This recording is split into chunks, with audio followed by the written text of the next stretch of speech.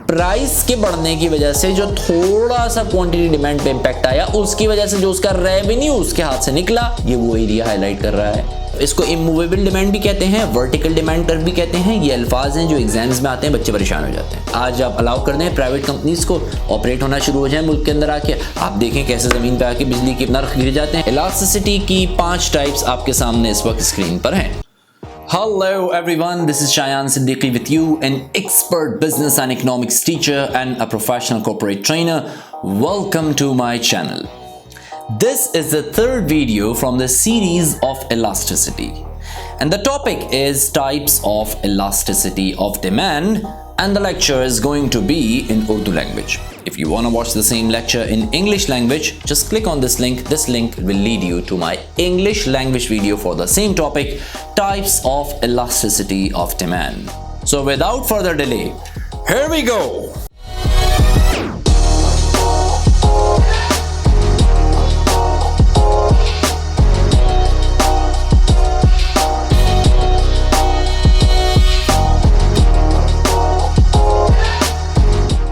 Welcome back. अपने lesson objective की जानिब चलते हैं। आज हम कवर क्या करने वाले हैं? आज हम कवर करेंगे इलास्टिसिटी की 5 मेजर टाइप्स, ठीक है। और मैं आपको डिटेल के साथ पढ़ाऊंगा, इनके ग्राफ समझाऊंगा, इनकी कैलकुलेशन समझाऊंगा, सब कुछ समझाऊंगा। और वो 5 मेजर टाइप्स ये हैं।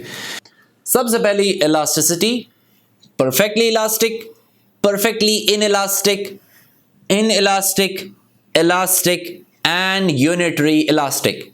5 टाइप्स इलास्टिसिटी की 5 टाइप्स आपके सामने इस वक्त स्क्रीन पर हैं, ठीक है। ये 5 टाइप्स आज मैं कवर करने वाला हूं। मेरे साथ रहिएगा, आखिर तक इस वीडियो को देखिएगा। और जैसा कि मैं हमेशा कहता हूं कि अगर आप मेरे साथ रहे इस वीडियो के आखिर तक, तो इंशाअल्लाह आज के बाद आपको किसी टीचर के पास जाके ये सेम टॉपिक समझने की ज़रूरत नहीं पड़ेगी। अगली स्लाइड की जानिब चलते हैं जनाब। सबसे पहले आपको यह पता होना चाहिए कि डिटर्मिनेंट्स ऑफ पीईडी यानी प्राइस इलास्टिसिटी ऑफ डिमांड क्या है।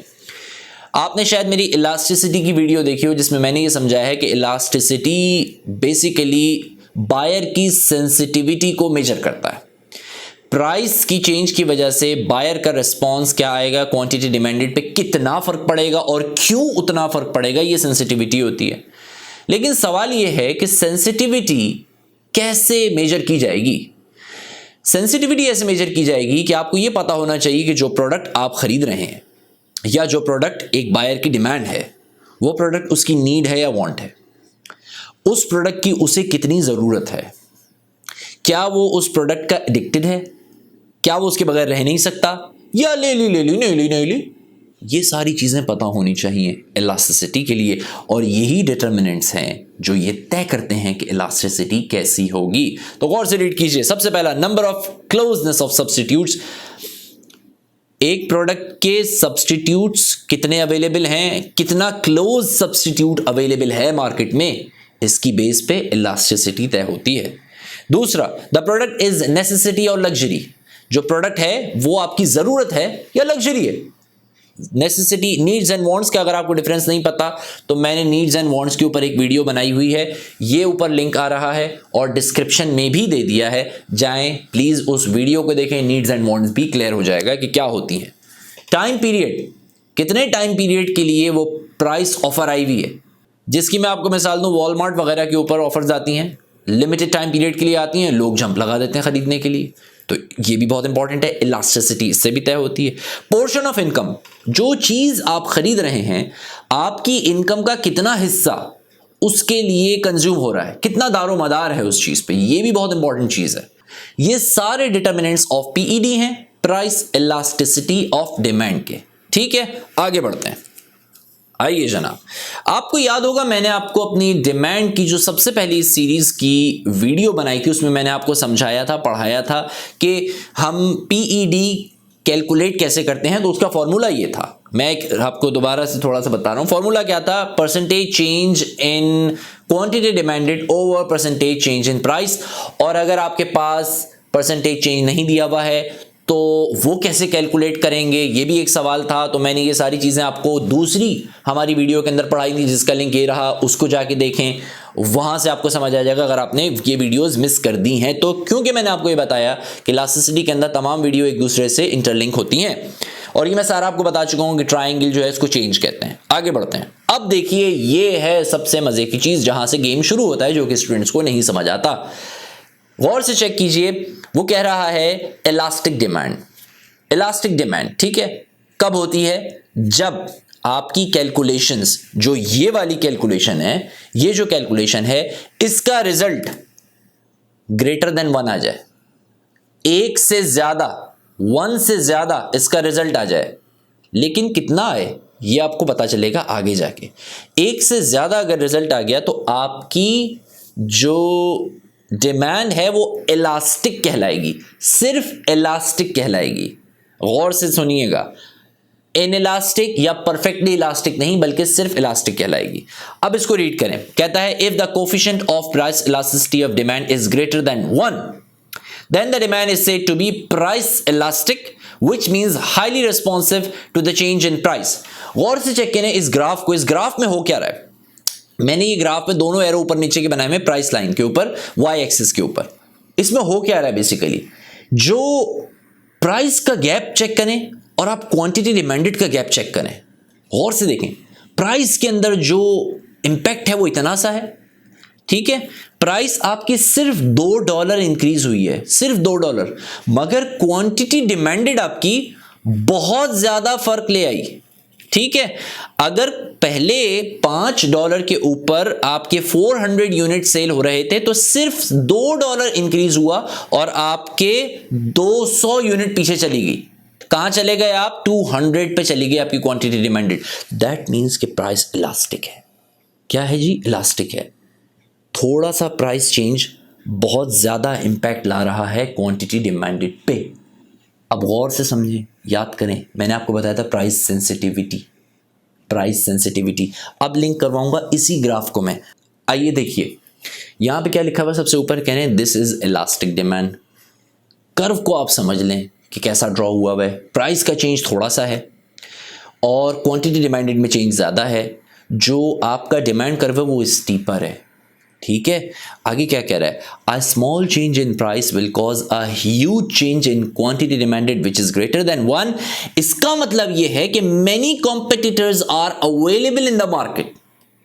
एक, दो या थोड़े कॉम्पिटिटर्स अवेलेबल हैं मार्केट में, यानी वो प्रोडक्ट लग्जरी गुड तो है मगर वो आपकी नीड नहीं है। अगर प्राइस में थोड़ा सा फर्क पड़ा, आप बोलेंगे छोड़ो यार, दफा करो, हम दूसरी जगह से ना ले जाके, कौन इस्तेमाल करे, रहने दो यार, नहीं लेते, प्राइस नीचे आएगी तो देखेंगे। ऐसी प्रोडक्ट्स इलास्टिक प्रोडक्ट्स कहलाती हैं। ऐसी प्रोडक्ट्स की जो डिमांड है वो इलास्टिक होती है। बिजनेस भी पढ़ाता हूं मैं, आपको पता है, उसमें हम यही पढ़ाते हैं। जब मैं ट्रेनिंग वगैरह के लिए जाता हूं तो मैं हमेशा वहां यही कहता हूं कि प्रोडक्ट की डिमांड को चेक करो, इलास्टिक है या इनइलास्टिक है। उससे बहुत सारे डिसीजंस लिए जाते हैं। तो ये बात बहरहाल आप समझने की कोशिश करें। अभी वो टॉपिक नहीं है, मैं उधर आपको लेके नहीं जाना चाहता। तो ये बात आपको क्लियर हो गई कि अगर क्वांटिटी डिमांड पे ज्यादा फर्क पड़ रहा है थोड़े से प्राइस के चेंज की वजह से, इसका मतलब है कि डिमांड इलास्टिक है और मार्केट में कॉम्पिटिटर्स अवेलेबल हैं, या प्रोडक्ट लग्जरी गुड है, नेसेसिटी नहीं है। आगे बढ़ते हैं। लग्जरी गुड का मतलब है लोग छोड़ सकते हैं, ले ना लें। अगली, अब इस स्लाइड में वो चीजें जो नहीं पता होती स्टूडेंट्स को, वो आज पता चलने वाली हैं। वो क्या है? येलो हाइलाइटेड एरिया क्या होता है, और ये जो पर्पल हाइलाइटेड, लाइट पर्पल सा है, इसे क्या कहते हैं? येलो हाइलाइटेड के अंदर वो आपको बता रहा है this is the lost revenue from selling at the lower price. जब उसने प्राइस को कम किया तो इतना हिस्सा जो आपको ऊपर दिख रहा है, ये उसका लॉस्ट रेवेन्यू है, जो रेवेन्यू उसने खो दिया प्राइस के कम करने की वजह से। गौर से समझिएगा, प्राइस के कम होने की वजह से जो रेवेन्यू उसका खोया वो ये रहा, मगर क्योंकि प्राइस जब कम हुई तो क्वांटिटी डिमांडेड इंक्रीज हो गई, और क्वांटिटी डिमांडेड के इंक्रीज होने की वजह से जो उसने रेवेन्यू जनरेट किया वो ये रहा, लाइट पर्पल वाला। गौर से समझें, प्राइस को कम करने की वजह से थोड़ा सा रेवेन्यू लूज तो हुआ, मगर क्वांटिटी डिमांडेड इंक्रीज होने की वजह से जितना हिस्सा ये आपको पर्पल नजर आ रहा है, ये सारा वो रेवेन्यू है जो उसने मजीद अर्न किया है, उसको मैंने हाईलाइट किया हुआ है यहां पे। क्लियर हो गया? ये दोनों चीजें स्टूडेंट्स को लिटरली समझ ही नहीं आती, वो इसको एक्सप्लेन ही नहीं करते। मैं तो चेक करता रहता हूं ना भाई, कॉपीज इंटरनेशनल स्टूडेंट्स की कॉपीज आती हैं मेरे पास। आगे लेके चलते हैं। गौर कीजिए, ये जो डिमांड का कर्व है इसमें थोड़ा सा वर्टिकल होता जा रहा है। अब समझने की चीज है, ऊपर क्या लिखा हुआ है? लिखा हुआ है in elastic demand. In elastic demand, उसमें वो बता रहा है कि पीईडी की जब कैलकुलेशन होगी, वो फॉर्मूला जो हमने आपको समझाया है, उस फॉर्मूले के हिसाब से जब आप पीईडी को कैलकुलेट करेंगे तो आपकी पीईडी की जो वैल्यू है वो लेस देन 1 आएगी। अगर लेस देन 1 आ रही है तो दैट मींस कि आपकी पीईडी इन इलास्टिक है। अब इन इलास्टिक क्या होता है? रीड करो यहां। If the coefficient of price elasticity of demand is less than 1, then the demand is said to be price inelastic, which means the demand is unresponsive to the change in price. Demand ज्यादा response नहीं कर रही price के change में। अब गौर से देखो, यहां प्राइस का चेंज का हिस्सा ज्यादा है और क्वांटिटी डिमांड का इंपैक्ट थोड़ा है। प्राइस का चेंज ज्यादा, क्वांटिटी डिमांड का इंपैक्ट थोड़ा। डिमांड का कर्व वर्टिकल की तरफ ज्यादा चला गया है। प्राइस मूव हुई है 5 से लेके 15 पर, लेकिन क्वांटिटी डिमांड में थोड़ा सा फर्क पड़ा। पहले 220 यूनिट बिक रहे थे जब 5 की थी, जब $5 की आइटम था, अब थोड़ा सा कम हुआ, 200 बिकने लगे। यहां तक बात क्लियर हुई? इसका मतलब क्या है? वो कहता है this is inelastic demand, huge change in price will cause a small change in quantity demanded which is less than 1। इसका मतलब क्या है? Not many competitors are available in the market. पहली चीज ये है कि मार्केट के अंदर कॉम्पिटिटर्स ज्यादा है नहीं, लोगों के पास ऑप्शन नहीं है कि वो दूसरी प्रोडक्ट पे चले जाएं, तो मजबूरन उनको यही प्रोडक्ट खरीदनी पड़ रही है, तो उसके प्राइस के साथ उसका सप्लायर खेल रहा है। प्रोडक्ट माइट बी नेसेसरी, ये भी बड़ी इंपॉर्टेंट चीज है। ये भी हो सकता है कि वो जो प्रोडक्ट है वो लोगों की नेसेसिटी हो, जरूरी चीज हो जिसको लोग छोड़ ना सकते हो, इसलिए सप्लायर उसकी प्राइस के साथ खेल लेता है। क्लियर हुई यहां तक बात? इसमें अगली समझने की चीज, ये जो येलो हाईलाइटेड हिस्सा है, this area indicates an increase revenue from selling at the higher price. क्योंकि यहां पे प्राइस बढ़ी है तो उसने रेवेन्यू जनरेट किया, रेवेन्यू हासिल किया। ये सारा हिस्सा आपका येलो क्या है? उसकी इंक्रीज रेवेन्यू है प्राइस के बढ़ाने की वजह से। और ये पर्पल वाला क्या है जी? पर्पल वाला कहता है this area indicates the lost revenue from decrease in quantity demand. Price के बढ़ने की वजह से जो थोड़ा सा क्वांटिटी डिमांड पे इंपैक्ट आया, उसकी वजह से जो उसका रेवेन्यू उसके हाथ से निकला, ये वो एरिया हाईलाइट कर रहा है। क्लियर हुआ? तीसरी पे लेके चलता हूं मैं आपको। PED इक्वल्स टू 1 आ गई, मतलब क्या हुआ? Unitary elastic. यूनिटरी वर्ड कहां से आया है? यूनिट से आया। यूनिट का मतलब क्या होता है? एक का मतलब क्या है? 1। ठीक है, अच्छा अब गौर से समझने की चीज है, इसको वो क्या कह रहा है? गौर से देखो, जितना इंपैक्ट प्राइस के चेंज में आया है उतना ही इंपैक्ट आपका क्वांटिटी डिमांडेड पे आया है।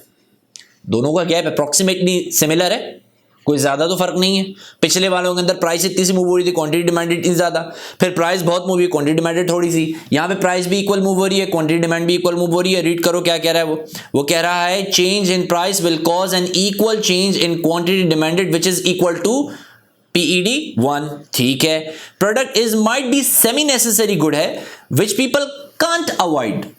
कोई सेमी नेसेसरी गुड है जिसको लोग शायद अवॉइड नहीं कर सकते। Total consumer spending will remain same at each price level. इसका मतलब यह है कि हर प्राइस लेवल के ऊपर कंज्यूमर की जो स्पेंडिंग है, कंज्यूमर स्पेंडिंग आपने पढ़ा है, कंज्यूमर स्पेंडिंग सेम रहेगी। जो खर्च कर रहा है कंज्यूमर वो सेम रहेगी। हर यूनिट पे जितना प्राइस उसका इंक्रीज होता चला जाएगा। ये बात समझने की है। अब ऐसी चीजें आप इसकी मिसाल ले लें, सिनेमा के टिकट्स वगैरह हैं, नॉर्मली इन पे ज्यादा इंपैक्ट नहीं आता कि सेमी नेसेसरी गुड है, लोग जाते हैं आउटिंग के लिए, टूरिज्म वगैरह की फैसिलिटीज हैं, लोगों को थोड़ा रिलैक्स करना होता है, तो ये प्राइसेस ऊपर नीचे होती हैं, इन पे इतना इंपैक्ट नहीं आ रहा होता, तकरीबन नॉर्मल ही इंपैक्ट आता है। आइए आगे बढ़ते हैं। चौथी, इन्फिनिट या परफेक्टली इलास्टिक या हाईली इलास्टिक, ये तीनों हैं, ठीक है। परफेक्टली इलास्टिक, हाईली इलास्टिक, जरा गौर से चेक करें। If the coefficient of price elasticity of demand is infinite, then the demand is said to be perfectly elastic या highly elastic, दोनों सेम ही हैं, ठीक है। Which means there is only one price at which the consumer are ready to pay. Demand का जो अब यहाँ पे आपको कर्व नजर आ रहा है, ये बिल्कुल स्ट्रेट हो गया। कैसा हो गया जी? हॉरिजॉन्टल हो गया, स्ट्रेट। और से देखें, एक ही प्राइस सेट है, कितनी? $5, जिसके ऊपर कंज्यूमर डिफरेंट क्वांटिटी खरीदने के लिए तैयार है। उसी प्राइस के ऊपर, प्राइस ऊपर नहीं जा रही, नीचे नहीं जा रही, एक ही प्राइस पे क्वांटिटी डिमांड इंक्रीज हो रही है। कब होता है ये? आओ देखो। वो कहता है buyers are ready to buy at one price only, एक ही प्राइस पे खरीदने के लिए तैयार हैं। Even if there is only 1% increase in price, quantity demanded यानी QTD will drop to 0। Perfectly elastic में अगर 1% भी प्राइस बढ़ी तो उसका रिजल्ट ये होगा कि जो आपकी क्वांटिटी डिमांडेड है वो 0 हो जाएगी, लोग खरीदना बिल्कुल छोड़ देंगे, बिल्कुल नहीं खरीदेंगे। होता कब है? जब होता है जब हजारों कॉम्पिटिटर्स अवेलेबल हो मार्केट के अंदर, हजारों कॉम्पिटिटर्स हैं। आप सुपरमार्केट पे जाते हैं, वहां पे पानी के डिफरेंट ब्रांड्स रखे हुए, सारे ब्रांड्स की आप गौर करें, एक ही कीमत होती है पानी की। क्यों? एक दूसरे के शदीद कॉम्पिटिटर्स हैं, जरा से किसी ने प्राइस बढ़ाई, लोग ठक करके छोड़ देते हैं, है कि नहीं?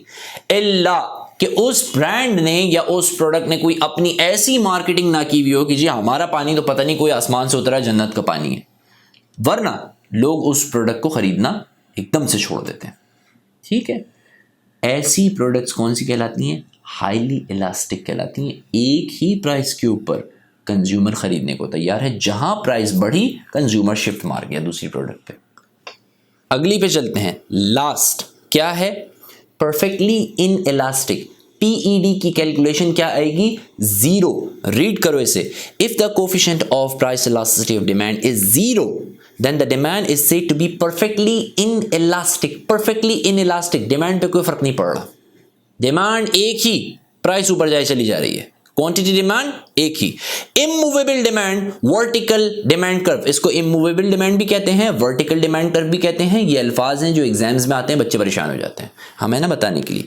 Which means that the demand will not be affected what ever the prices, demand affect नहीं होगी, प्राइस चाहे जो भी हो जाए। गौर से देखो, प्राइस बढ़ती जा रही है, डिमांड एक ही है, ठीक है, डिमांड अफेक्ट नहीं हो रही, प्राइस बढ़ रही है। ये कब होता है? गौर से देखें। It is considered as an extreme case when consumers have no option available to switch from one product to another. कोई ऑप्शन अवेलेबल नहीं है। क्यों? मार्केट में कॉम्पिटिटर ही नहीं है, कोई सेम प्रोडक्ट ही नहीं दे रहा। पेट्रोल की प्राइस देख लें, आसमान पे जाती चली जाएगी, कॉम्पिटिटर नहीं है, उसका सब्स्टिट्यूट नहीं है आपके पास। बिजली की प्राइसेस देख लें, एक ही कंपनी दे रही है ना, एक ही कंपनी आपको बिजली प्रोवाइड करी है। आज आप अलाउ कर दें प्राइवेट कंपनीज को ऑपरेट होना शुरू हो जाए मुल्क के अंदर आके, आप देखें कैसे ज़मीन पे आके बिजली के नर्ख गिर जाते हैं। क्यों गिर जाते हैं? क्योंकि दूसरी जो हैं वो प्राइवेट कंपनीज उससे कहीं ज़्यादा सस्ते के ऊपर आपको वही प्रोडक्ट दे रही होंगी। आप उससे लेंगे या महंगी वाली लेंगे? थोड़ी लेंगे। उस टाइम लॉयल्टी नहीं काम आती है। अच्छा जी, no substitute good available in the market, ये मैं आपको ऑलरेडी बता चुका। या तो प्रोडक्ट जो है वो एडिक्टिव गुड है या वो कंपल्सिव गुड है। एडिक्टिव गुड का मतलब क्या होता है? और उसके बगैर जो लोग हैं, वो देखा है आपने कैसे जिंदगियां लोगों की बर्बाद हो जाती हैं, तो उसकी जो है वो प्राइस को बढ़ाते चले जाते हैं और यहाँ वो बेचारे तबाह हो जाते हैं क्योंकि वो अब रह नहीं सकते उसके बगैर। और इसी तरह से कंपल्सिव गुड्स कौन सी होती हैं? कि मजबूरी की कोई चीज़ हो कि अब आपको चाहिए, उसके बगैर आपका गुजारा नहीं है। ऐसी चीज़ों की जो डिमांड है वो इनइलास्टिक होती है, परफेक्टली इनइलास्टिक होती है कि प्राइस बढ़ाए जाओ, क्वांटिटी डिमांडेड पे कोई फर्क नहीं पड़ने वाला। ठीक है, अब एग्जाम क्वेश्चन आता है 20 मार्क्स का। गौर से रीड करो एग्जाम क्वेश्चन क्या है। क्वेश्चन है explain using the diagram and PED values the concept of price elasticity of demand, price inelastic demand, unitary elasticity of demand, perfectly elastic demand, perfectly inelastic demand। ये मैंने अपनी पहली video के अंदर short करके बताया था। आज का जो इतना लंबा मैंने आपको ये लेक्चर दिया, ये है इस सवाल का जवाब। चाहे आप फर्स्ट ईयर के स्टूडेंट हैं, बीकॉम के स्टूडेंट हैं, एमए इकोनॉमिक्स के स्टूडेंट हैं, या आप कोई इंटरनेशनल कैरिकुलम पढ़ रहे हैं जैसे कि AS लेवल्स, या आप IB वगैरह पढ़ रहे हैं, या क्वेश्चन आता है इस तरह का कम से कम 20 मार्क्स का, और उसके लिए आपको ये सारे ग्राफ्स ड्रॉ करने पड़ते हैं। मैंने ये सारे ग्राफ बताए, इन ग्राफ्स को समझ लीजिएगा और इनको ड्रॉ कीजिएगा। सारे ग्राफ ड्रॉ करने पड़ते हैं, हर ग्राफ की शॉर्ट एक्सप्लेनेशन देनी पड़ती है। जरा सी लाइन यूं या यूं हुई, पूरा ग्राफ खराब हो गया। यहां तक आपको आज का ये टॉपिक क्लियर हुआ। लेसन रैप अप की जानिब हम चलते हैं। अगर 0 PED है तो वो कहलाती है परफेक्टली इनइलास्टिक, अगर लेस देन 1 है तो वो कहलाती है इनइलास्टिक PED, अगर इक्वल टू 1 है तो उसे यूनिटरी इलास्टिक कहते हैं, और मैंने साथ साथ इनके ग्राफ भी लगा दिए हैं। अगर ग्रेटर देन 1 है तो उसे इलास्टिक PED कहते हैं, और इन्फिनिट है तो उसे परफेक्टली इलास्टिक डिमांड कहते हैं। ये थी इलास्टिसिटी सीरीज की तीसरी वीडियो, जिसमें मैंने आपको इलास्टिसिटी की पांचों कंडीशन उनके ग्राफ्स के साथ पूरी डिटेल के साथ समझाई हैं। उम्मीद करता हूं आपको आज के लेसन पसंद आया होगा और इलास्टिसिटी काफी डिटेल के अंदर समझ आ गई होगी। अगर आपने मेरे चैनल को अब तक सब्सक्राइब नहीं किया है तो बराए मेहरबानी कर दीजिए, मेरा हौसला बढ़ाइए। और अगर आप ऑलरेडी सब्सक्राइब कर चुके हैं तो मैं तहे दिल से आपका मशकूर हूं, लेकिन दूसरों तक इस चैनल को पहुंचाने का सिलसिला तोड़िएगा नहीं, दूसरों को रेफर कीजिए ताकि वो इन वीडियोस से मुस्तफीद हो सकें। बिजनेस की हो या इकोनॉमिक्स की हो, सारी वीडियोस अपलोड होंगी। थोड़ा ठहर के सारी वीडियोस अपलोड होती चली जाएंगी इंशाल्लाह। मेरा साथ देने के लिए और वीडियो देखने के लिए बहुत बहुत शुक्रिया।